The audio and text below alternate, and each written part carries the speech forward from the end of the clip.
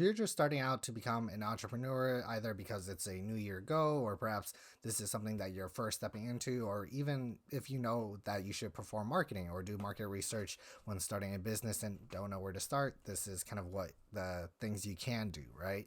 First one is, of course, everyone has access to it, is google.com. Google is going to be your best friend no matter what, because I mean, it's free information, it's there, and you can actually gain so much valuable information from something as simple as a Reddit thread.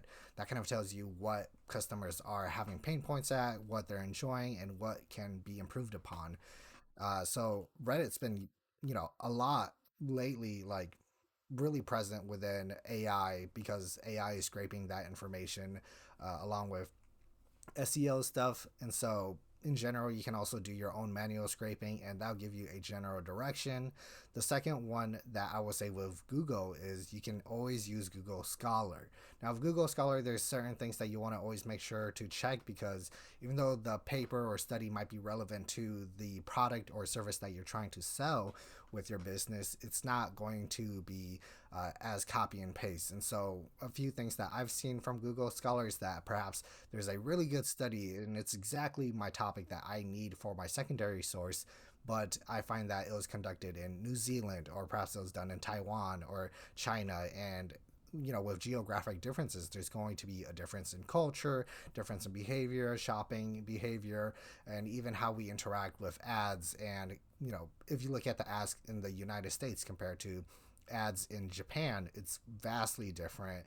And that's going to be a big difference if you're trying to apply that study to the United States, if you live here, anyways. But the other thing that I will say is to watch out for when the study was published, because occasionally there are studies that are from the 1900s to even early 2000s. And I've seen recent studies as well, but generally the rule of principle, especially for market research, is it can only be about a year old. And then if it's a bit more rigorous, maybe the past 2 years, but generally scientific studies are more so the past 5 to 10 years is only credible. And you, of course, want to be a lot more conservative with that estimate because the more recent something is, the more it has time to be published with modern requirements, modern screening, and publishing something takes a lot of time, and they check that stuff a lot. And so, think about how a study will be published in modern times. It's going to be a lot of work. It's going to be peer reviewed. It's going to take a lot of time. And the more recent a study is, the more you can assume that it is more believable, even if it's the same study, the same topic, same thing, and that was published in 2024, right? And say that it was a replicate of a study done in 1990, that 2024 study will always be more reliable than that 1900 paper.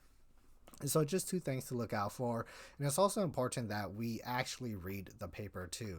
And that was kind of something that I didn't do in my college years, but now that I've gotten more into a professional setting and also just raising my skills as a marketer, it's really easy to just look at parts of a paper and just kind of quote something that supports what you're trying to find, right? But the reason why we read the entire paper is because we look at, okay, what are they trying to test, how many participants are within that study. We're looking at sample size, and if you don't know what that is, look at my other video.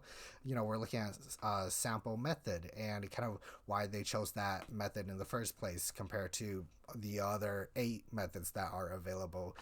We are also looking at kind of what statistical test that they did, right? And how was the calculations done, kind of why they're choosing that specific regression. Why not just do a ordinary least square regression? Why do a logit or a multi nominal logit regression instead of a really simple one, right?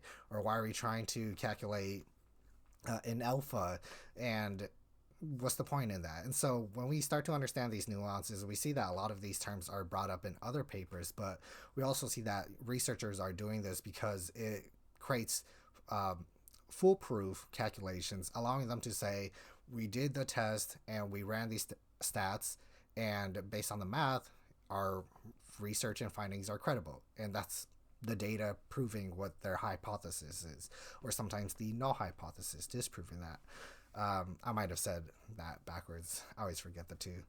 But along with that, what I really find interesting though is, okay, say you read half of the paper you get through the introduction and the data. You get typically the discussion next and even the conclusion, and this will tell you the findings, and maybe that's all you're interested in, but I will always say it's good to read the method to get there so that it's credible, because I've read studies where it's only like 20 participants, and even though it's peer reviewed, published, I don't think it was peer reviewed actually, but it's published, so you might assume it's credible. It's only 20 participants, and you can't apply that to a national level. And so discussion and conclusion will typically state what they're trying to say, and provide the conclusion that you might be interested in for your research as you conduct it. And so you have simple Reddit threads from Google searches, you have your Google Scholar. The third one I will say is there are sometimes companies that release out free market research reports, and these are a lot more general and kind of what Google AI does when you search for a industry and information on that industry, right? Like kind of how much is the industry, who owns it, who are the major leaders. These are all things that are free, and that's more on the macro level, but it's important to understand these things, because if we can see how bigger companies are creating the products, how they are treating their customers, we can take small parts of that and bring it into our own business. And sometimes there's pros and cons to being a bigger business, right? And that's why they say with a smaller business you can always treat your customer with a lot more care and time compared to a bigger business. And so you can always do a macro analysis with a Google search as well, especially with the AI companion. The other one that I will say is financial information is typically always available. I think if you look at the 10K or 10Q, you can always see the financial statements of companies and see kind of what they're spending their money on, what they're doing with it. And if you're not really used to it, I'd say that you probably should.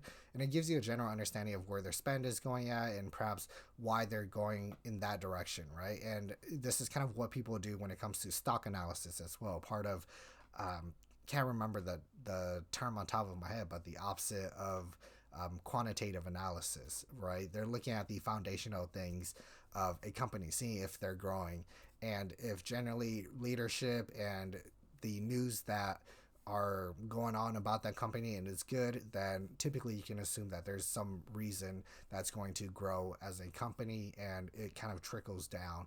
And so from this we can assume and derive that, okay, what are they doing? Why is leadership good?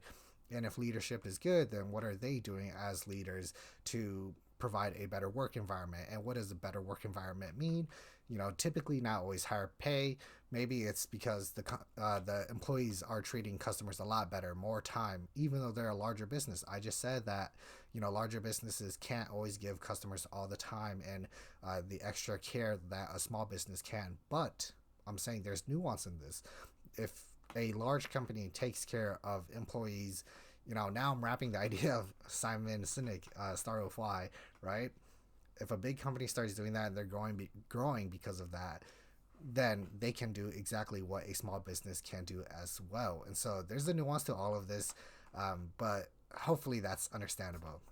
And so I just gave you a few things that you can look. All of it is things that you can Google and absolutely free. And if always, you should always looking for a market research company that is credible, because there's a lot of fake ones that can provide you with a lot of reports. And so some of my favorites have always been Mintel, Work, Statista, but generally those were free with my academic pass, but those are quite expensive for private usage as well. But in general, a Reddit thread will always be helpful, and that's what we call a netnography in market research.